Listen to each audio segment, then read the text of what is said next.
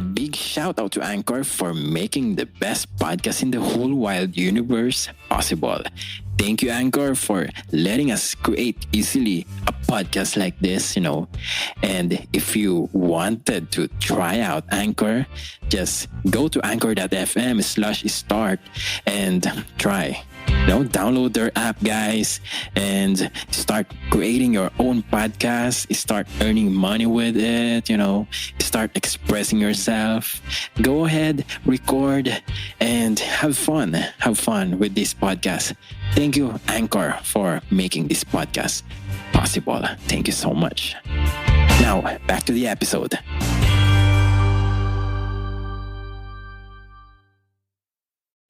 Nagbago yung isip neto ni Namdo-san at kahit alam niyang wala siyang mapapala ay pinuntahan niya pa rin si Sodalmi para i-accompany doon sa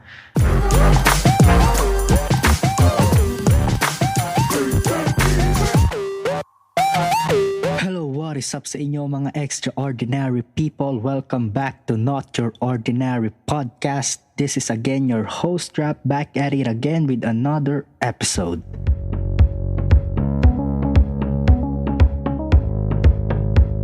So for this episode guys, magkakaroon tayo ng isang review patungkol sa kasalukuyan kong pinapanood ngayon na K-drama na talaga namang sikat na sikat ngayon, trending ngayon dito sa ating bansa and sa buong mundo, especially dito sa Asia, which is ang Netflix original series na Startup. So Startup, this is an ongoing K-drama series on Netflix. So it has only 4 episodes as of now kasi weekly yung pagre-release nila ng episode.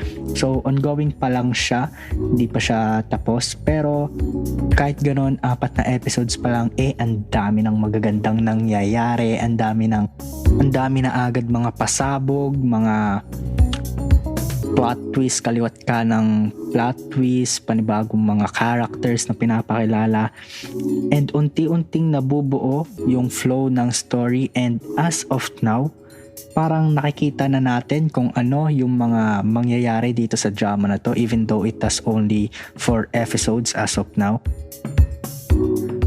So I got really hyped with this drama.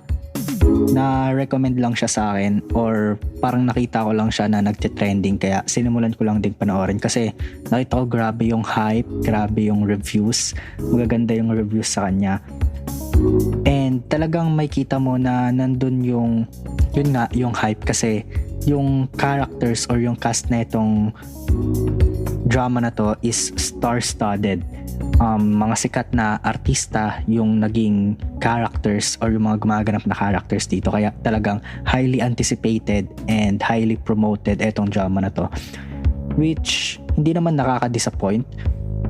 So bawat episode talagang sulit na sulit, talagang aabangan mo agad kung ano yung susunod na mangyayari and hindi siya nakakasawang panoorin kasi ganun nga, bawat episode may mga bagong nangyayari, bawat episode may mga alam mo yun, hindi ko ma-explain in words, basta napakaganda na itong drama na to. So ano ba tong pinagsasabi ko sa inyo? So let's take a look sa mga pag-uusapan natin dito sa episode na to. I hope you can bear with me guys kasi hindi talaga ako magaling sa mga gantong bagay, yung magre-review ng mga napapanood. I just wanted to share to you ano yung mga thoughts ko patungkol dito sa napapanood ko kasi alam mo yun, ang sarap sa feeling kapag nanood ka ng isang movie, isang drama, isang series or even isang anime series na gusto mo talagang ilapat, gusto mong ilatag yung mga naiisip mo, yung mga thoughts mo, yung mga saloobin mo patungkol dun sa mga napapanood mo. Alam mo yun, para kasing ang sarap sa pakiramdam kapag ka merong mga taong nakikinig, kapag ka merong mga taong nakaka-relate, kapag ka merong mga taong nakakausap ka patungkol dun sa napanood mo. Parang ang saya lang sa pakiramdam, uy, hindi lang pala ako yung nanood dito, hindi lang pala ako yung may alam nito. Meron, alam mo rin pala yun. Alam mo yun, yung mga feeling na ganun. And that is why I am doing this episode right now. So, ano nga ba itong startup?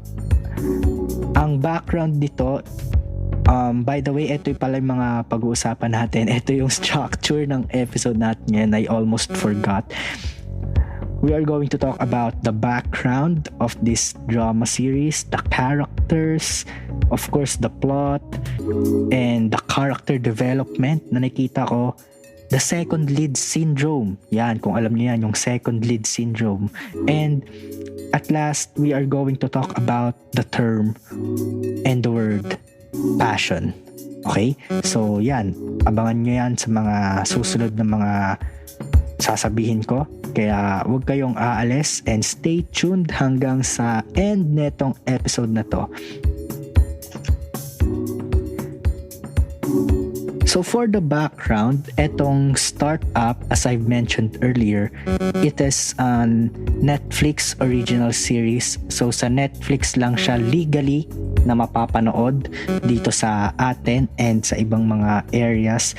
Pero alam mo naman, tayong mga Pilipino, para tayong mga characters sa One Piece, mga pirata. So marami, kung wala kang Netflix, maraming mga alam mo na, maraming mga paraan kung paano mapapanood tong K-drama na to.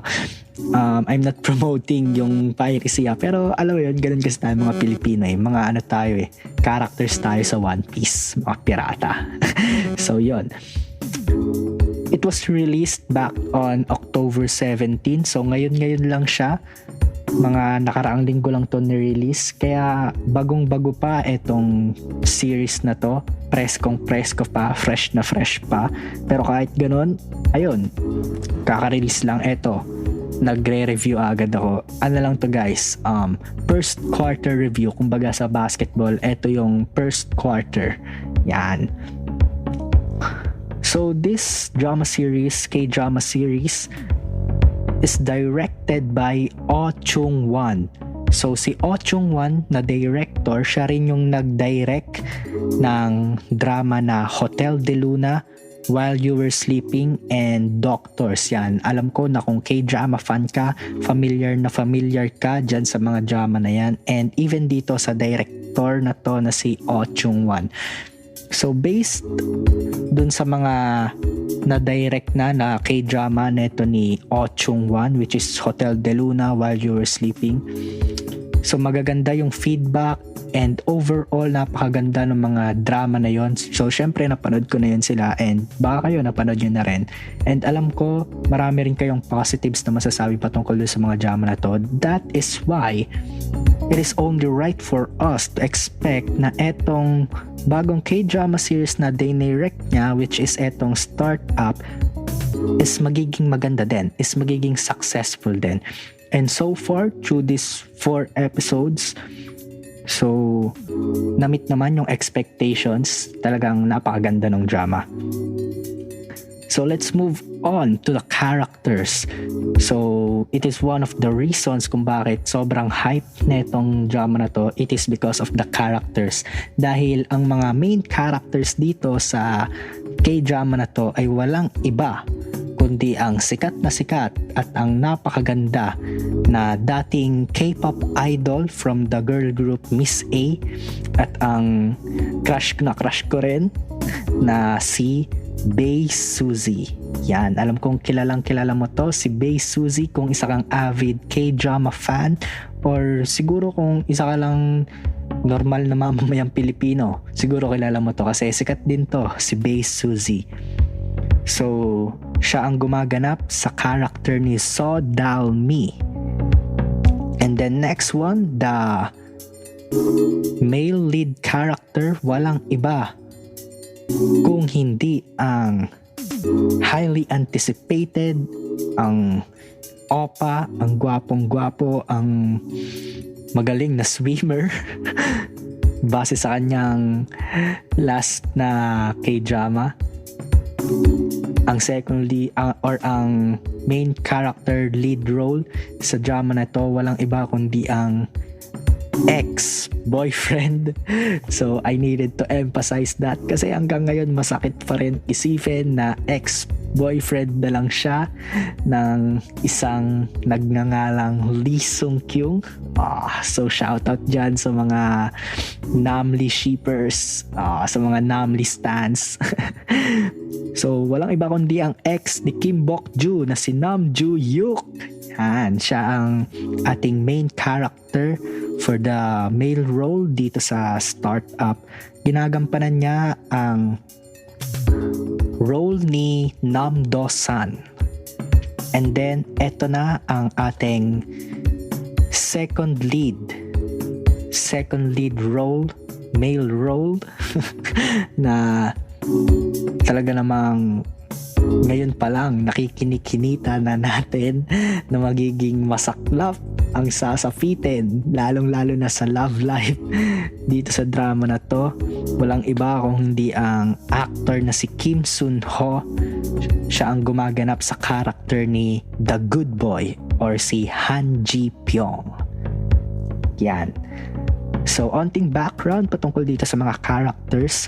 So, si So Dal-mi, anak siya ng isang nangangarap na isang businessman, nangangarap na isang entrepreneur, isang app developer na yung tatay niya na yon ay meron asawa, syempre yun yung nanay nila, and then meron siyang kapatid na si Won In-jae dati.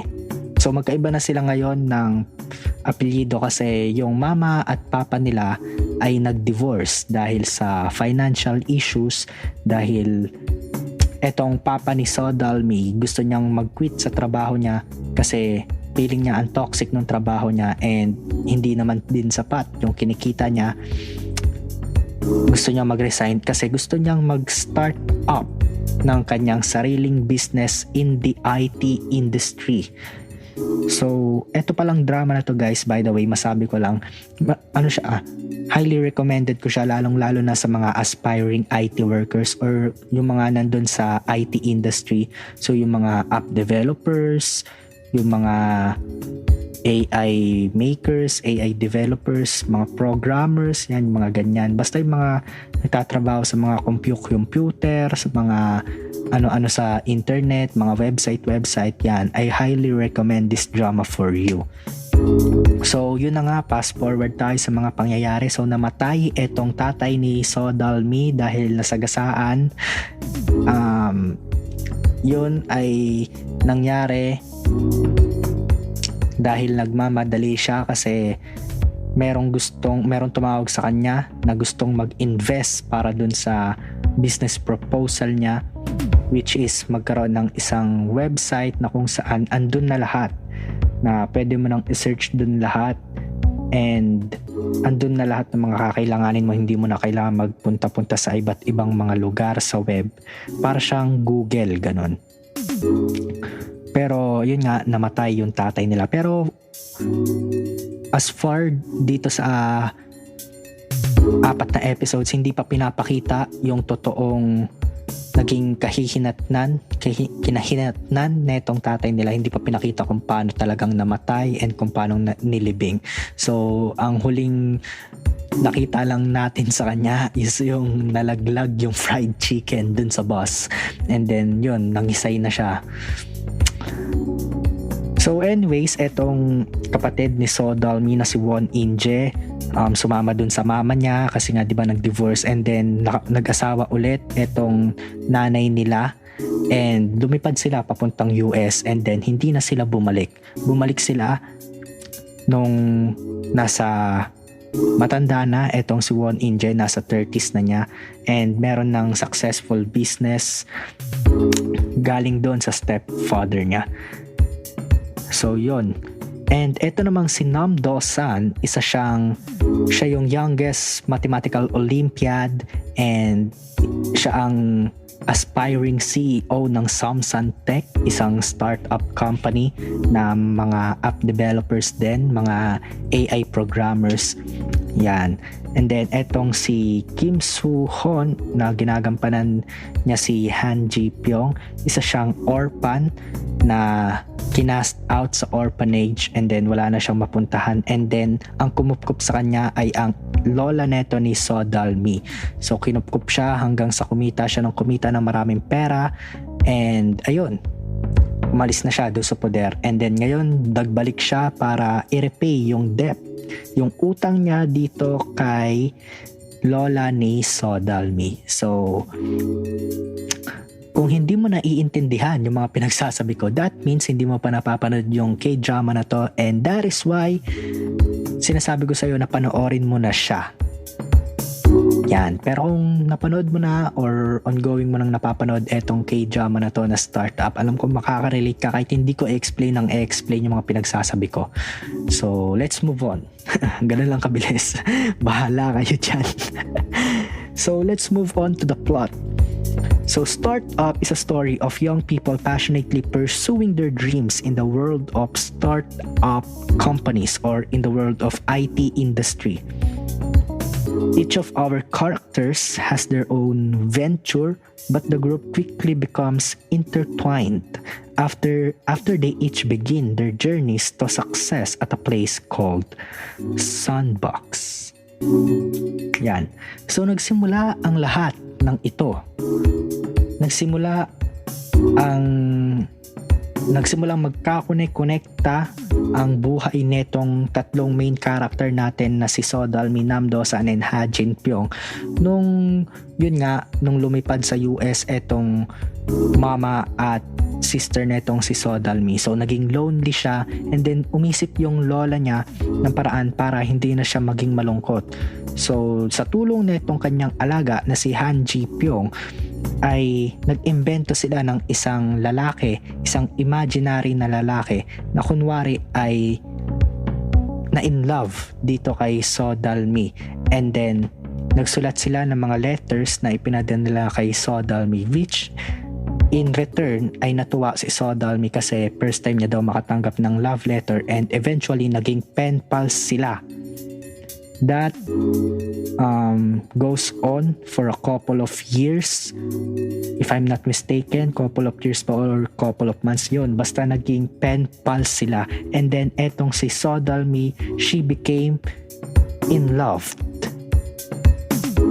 with her imaginary pen pal na si Nam Do-san.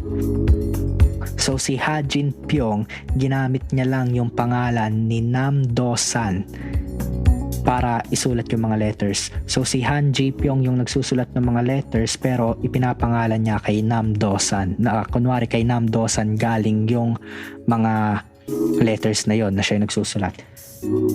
So ayun na nga, nung dumating sa point na naging successful na etong si Han Jin-pyong, and bumalik na dito sa Korea yung nanay at kapatid netong si So Dal-mi. So parang nagkaroon sila ng comparison sa isa't isa kung sino ba yung mas successful or kung sino ba dapat yung mag-regret ng choice na ginawa nila ng mga bata pa sila. Kaya etong si So Dal-mi, naging desperate siya na makita etong si Nam Do-san, which in fact hindi naman talaga kilala netong si Han Ji-pyong, kasi even though siya yung nagsusulat ng mga letters ay kay Nam Do-san nakapangalan. Kaya ang nangyari, hinanap niya etong si Nam Do-san at pinakausapan niya na makipagkita kay So Dal-mi para umattend doon sa party kasama siya. Pero dahil hindi nag-meet up yung kanilang mga interests, so hindi ko nasasabihin kung ano yun kasi baka ma-spoil yung iba dyan, kaya hindi pumayag etong tunay na si Nam Do-san na pumunta kay So Dal-mi. Pero kahit ganon, nagbago yung isip neto ni Nam Do-san, at kahit alam niyang wala siyang mapapala ay pinuntahan niya pa rin si So Dal-mi para i-accompany doon sa party na kung saan in-invite si So Dal-mi ng kanyang kapatid na babae na si Won In-jae. So hindi ko na ikikwento ng detalyado sa inyo kasi basta bahala kayo sa buhay ninyo. Alam nyo na yan kung napanood nyo na tong drama na to. And kung hindi mo pa napapanood, para maintindihan mo, panoorin mo na lang. So hindi ko na papahirapan yung sarili kong ikwento sa inyo kasi kahit ako naguguluhan na rin. So kung naguguluhan kayo, ako mas naguguluhan na ako sa mga sinasabi ko. So let's move on. Eto na nga, I wanted to share to you guys kung bakit sa tingin ko ay etong si Nam Joo-hyuk or etong si Nam Do-san, he is a certain man na bagay para dito kay So Dal-mi. Even though, ayun nga, hindi siya yung totoong lalaki na kung saan si So Dal-mi ay na in love, kasi nga eto dito na papasok yung second lead syndrome.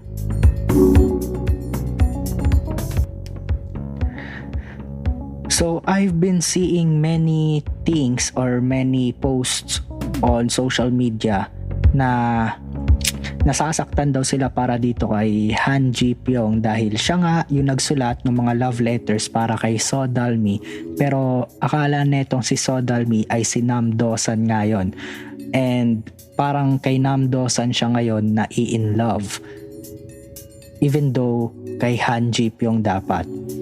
Pero for me, para sa akin, parang hindi naman ganun. Parang deserve din naman ni Nam Do-san yung mga nangyayari sa kanya or yung mga nangyayari sa kanila ngayon ni So Dal-mi.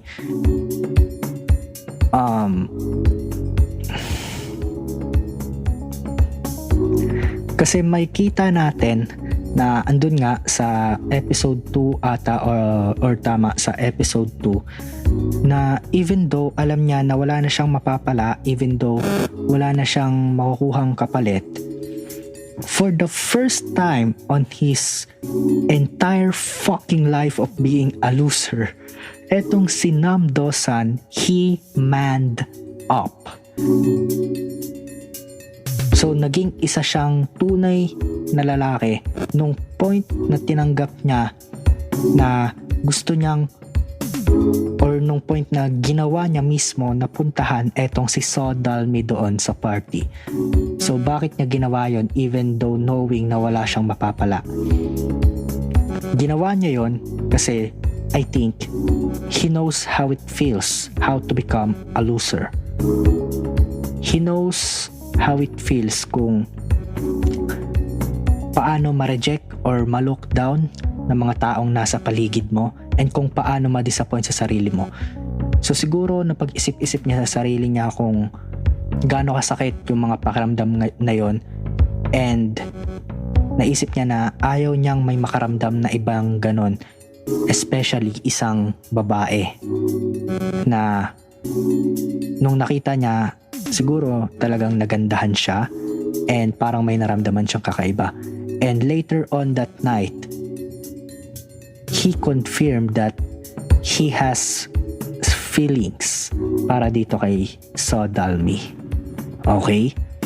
So it's not his fault for being the one kung saan siya ngayon yung nagiging malapit and dumidiskarte dito kay So Dal-mi, even though hindi naman talaga siya yung nagsulat ng mga letters. Pero kasi it's his own choice eh. Diba?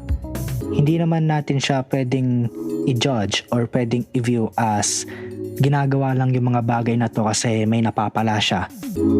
Okay? So hindi niya ginagamit si Dal-mi para lang makuha yung mga bagay na gusto at yung mga bagay na kailangan niya. At first, ganun yung naging mindset niya. Okay? At first, ayun nga, ginawa niya yon kasi gusto niyang mag-invest etong si Han Ji-pyong dito sa business nila and gusto niyang makapasok sa sandbox. Pero dahil nga, ayun, alam niya na hindi naman niya makakamit yung mga yon, with knowing that na hindi niya makakamit yung mga bagay na gusto niya, na walang magiging kapalit yung bagay na gagawin niya, ginawa niya pa rin. Okay? So, nakipagkita pa rin siya kay Dal-mi. Kaya, I mean, for me, that is a plus point sa kanya bilang isang main character, kasi hindi natin siya pwedeng i-judge or i-view na ganun nga, na isa lang siyang pushover and isa lang siyang opportunity taker, na tinitake for granted niya lang yung feelings ni Sodalmi para kay Namdosan. Hindi. So he did this without knowing or without expecting anything in return, and he did this because he honestly has feelings for Sodalmi. Okay, now let's talk about Ha Jin Pyong. So Ha Jin Pyong, so from the very beginning, from the very first episode, we can all see that he is a gifted character. So matalino siya in terms of investments, in terms of stock market. So napalago niya nang napalago yung pera niya. And right now, sa katayuan niya ngayon, he is a successful businessman. So matalino siya pagdating sa business, matalino pa rin siya. So masusi siya, mapili siya kung saan mga business siya, saan mga startup business siya mag-i-invest. Kaya, and he is brutally honest. Makita natin na kaya niyang makita agad kapag yung isang business ay may potential na lumago. And he is honest about it kung hindi. Ganun yung ginagawa niya dito, or ganun yung ginawa niya dito sa business ni Namdosan. Even though masakit tanggapin para kay Namdosan, I think sa part ni Han Ji Pyong, he is just being brutally honest. Kasi from his experience and from his point of view as a successful businessman, so of course, alam niya yung mga bagay na ganito. And hindi siya nagdalawang isip na sabihin yun. Now, etong si Han Ji Pyong, merong point dito sa episode 4 or episode 3 ata, or tama, episode 3, wherein tinanong siya nung lola neto ni Sodalmi kung bakit ganon. Bakit ganon na lang siya mag-asikaso? Bakit ganon na lang yung effort niya para wag masaktan etong si Sodalmi? Which in fact, sinabi na nga nung lola niya na wag na niyang gawin, okay na ang lahat, siya na yung bahala. Pero ginagawa niya pa rin, pinupush niya pa rin. So tinanong siya kung meron ba siyang gusto, meron ba siyang feelings para dito kay Sodalmi. And take note of this, it took him a while to answer. So dito, nasa-sense ko na etong si Han Ji Pyong ay parang meron siyang in denial, nasa stage siya ng in denial feelings para dito kay Sodalmi. So I don't know, I can't confirm it yet kasi we've only been through 4 episodes. But I think this is gonna be one of the most exciting plot twists or accolades happenings in these dramas. I think magiging love triangle dito sa pagitan ni Sodalmi, ni Namdosan at ni Han Ji Pyong. At masakit mang isipin, pero ayun nga, mukhang tatamaan ng second lead syndrome etong si good boy, etong si Han Ji Pyong. So hindi pa naman ako sure, but alam mo yon, ayun lang yung mga masasabi ko sa ngayon patungkol dito sa ating tatlong main character. So aabangan pa natin kung ano yung mga mangyayari sa mga susunod na episode. So we've only been through 4 episodes, kanina ko pa sinasabi, pero ang dami ng mga nangyaring character development, ang dami ko nang nakita mga character development. Unang-una dito nga kay Han Ji Pyong, kasi he started off as an arrogant and money-loving boy. Eventually, he became successful and he became a man of himself. And he looked back. Okay? So, tumingin siya sa pinanggalingan niya and tinanaw niya yung utang na loob niya. And right now, he is trying to pay off that, yung kanyang utang na loob. Which I think is a good thing. Which I think is a big character development. Kasi hindi ko in-expect na ganun, na babalik pa siya. Hindi ko in-expect na magkakaroon pa siya ng interest para pagbayaran yung mga utang na loob niya dito sa lola ni Sodalmi. And nakita ko rin in the past episode, sa episode 4 and episode 3, kung paano nag-improve or unti-unting nag-develop etong character ni Nam Do-san. From the beginning kasi lang siya parang siya yung taong madali lang mawalan ng tiwala sa sarili. Siya yung tao na parang alam mo yon, soft, parang alam mo yon, basta parang malambot, ganon. Pero sa mga nakaraang episodes, so he manned up. Ayun nga, pinanindigan niya yung kanya mga desisyon. And para sa akin, ang pinakamalaking naging character development as of now na nakita ko dito kay Nam Do-san is yung hindi niya dinenay nung nahuli siya ni Sodalmi. Okay, nung nahuli siya ni Sodalmi na nag-a-apply din para sa Sunbox. So hindi na niya dinenay, hindi na siya nagkaroon pa ng ibang excuse, pero on the spot, okay, tawag dito, on the spot, right on cue, inamin niya agad na nagsinungaling siya. And niloko niya ng slightly etong si Sodalmi, which I think for me is a act of a real man. Kasi andun, oo, may nagawa kang mali, meron kang ginawang kasinungalingan, and nahuli ka na sa akto, so i-deny mo pa ba? Wag na, aminin mo na agad. Okay? Kaya galon yung ginawa niya. And I think for me that is good. Yeah. Pangit kapag yung kasinungalingan, tatakpan mo pa uli ng isa pang kasinungalingan. So kung talagang mahal mo yung tao, sasabihin mo yung totoo. Kahit alam mo masasaktan siya, at least hindi mo na patuloy na lolokohin siya. Nakitaan ko rin ng character development etong ate ni Sodalmi na si Won In-jae, kasi ayaw niya na maging tuta na lang ng stepfather niya. Ayaw niya na lang ng mga freebies na nakukuha niya dito sa kayamanan ng stepfather niya. And for the first time in her life, gusto niyang magkaroon ng mga bagay na sa sariling dugot pawis at sa sariling diskarte niya magmumula. Okay, and that is why pumasok din siya sa Sunbox. Now, let's move on dito sa tinatawag nating passion. So ano ba tong passion na to? So passion, it is the thing that fuels you to wake up every day. It is the thing na gusto mong gawin sa buhay. It is the thing that you love to do. So yan yung passion. And now, nakita ko dito sa drama na to, the things or yung mga factors that can fuel up our passion. Kasi minsan nawawala yung love natin para dun sa passion natin. Kung minsan nawawalan ng apoy yung natin, yung kagustuhan natin na i-fulfill, na gawin and i-achieve yung passion natin.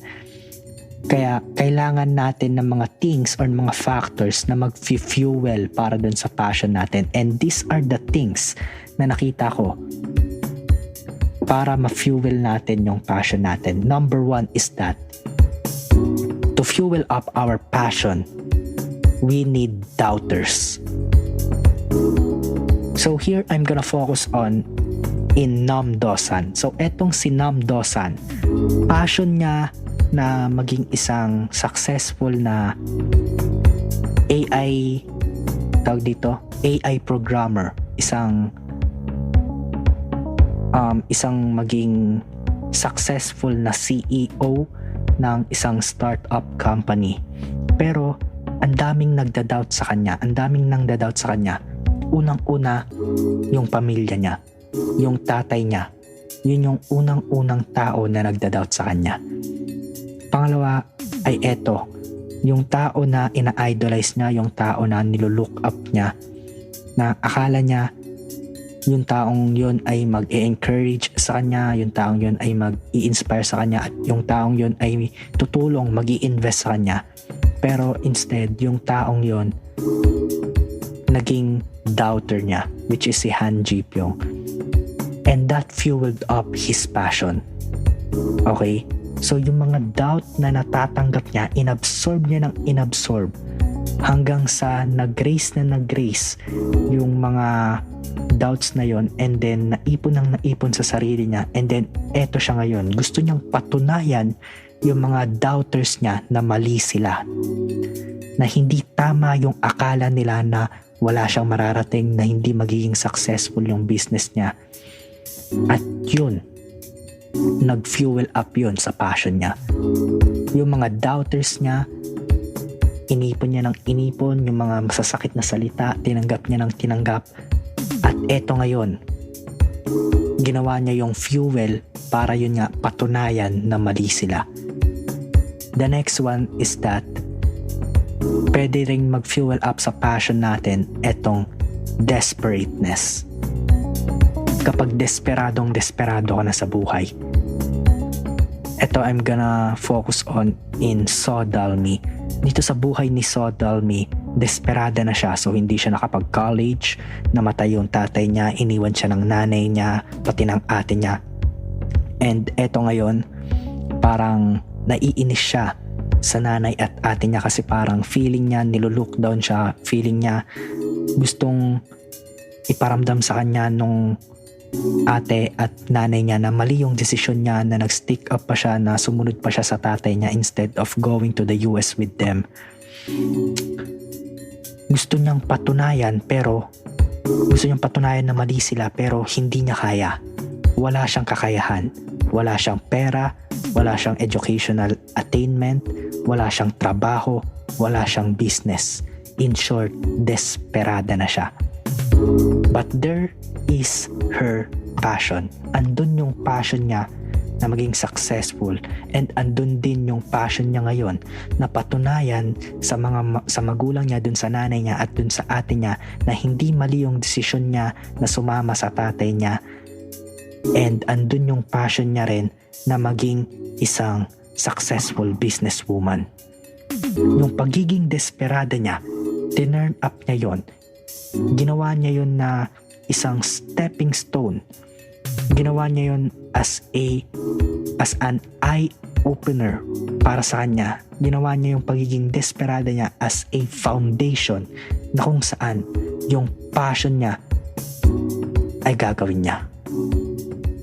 So her desperateness fueled up her passion. Okay. So those are the things na so far natutunan ko dito sa startup, dito sa K-drama na to. So hindi ko lang siya basta pinapanood, hindi ko lang siya basta kinikwento sa inyo ngayon, hindi ko lang siya basta nire-review sa inyo ngayon. But meron akong nakukuha, meron akong napupulot. Eto nga, because for me, personally, I am a very passionate guy. So palagi kong sinasabi sa sarili ko na i-fulfill ko, gagawin ko yung passion ko, passion. Mas gusto kong piliin yung passion ko over anything. Kapag may gagawin akong bagay, iniisip ko palagi, passion ko ba to? Gusto ko bang gawin to? Kung hindi ko to gagawin. So ganun akong tao. Pero kailangan ko naman gagawin ko siya. Pero I am a passion-oriented, a passion-focused guy. Kaya nakita ko, philosophy ko nga sa buhay is that live and die doing your passion. Kaya nakita ko na etong K-drama na to, etong Netflix series na to, napakaganda kasi it talks about passion. It portrays about how you are going to fulfill your dreams and what can you achieve by following your passion. Kaya I really recommend it to you guys. So hindi pa huli ang lahat para humabol ka dito sa panonood netong K-drama series nito kasi nga yun nga 4 na episodes pa lang siya guys, and so far napakaganda niya. Okay, so if I am going to rate this from 5 stars through these 4 episodes, I am giving it a 5 out of 5 stars. And of course, nakalimutan ko, napakaganda din guys ng OST niya, ng original soundtrack niya. Yung isa sa original soundtrack niya na may title na Future na piniplay tuwing mag-e-end yung episode or nasa kalagitnaan ng episode kapag ka may uplifting scene sa episode, yon tutugtog etong Future na to, yung You Are My Future, Future all the time. So yung kantang yan guys, ang kumanta niyan ay ang K-pop group na Red Velvet. So kung Revelab ka, kung fan ka ng Red Velvet, kung isa kang lovey, yan, I recommend this drama to you kasi andyan yung mga idol natin, sila yung kumanta ng OST na itong K-drama na to. So that is it guys for this episode. I hope may naintindihan kayo. I know na medyo magulo itong episode natin ngayon, pero alam ko naman na kung napanood mo na itong drama na to, ay may intindihan mo ako. And kung hindi mo pa siya napapanood tulad nung sinabi ko kanina, panoorin mo muna and for sure maintindihan mo rin kung ano yung mga sinabi ko dito. So far that is my first quarter review about the K-drama in the Netflix original series Start Up. So I am recommending it to you guys and I hope you watch it too. So I'm going to review this drama again. So magkakaroon tayo ng halftime review and ng overall review kapag natapos na yung drama na to. So maraming salamat guys. I hope you can share it also to your friends, to your mga kakilala para mapakinggan din nila and para mas lumawak pa itong podcast namin. So we are desperate para makapag-reach out sa marami pang listeners. So thank you guys. I hope you are always safe. Thank you.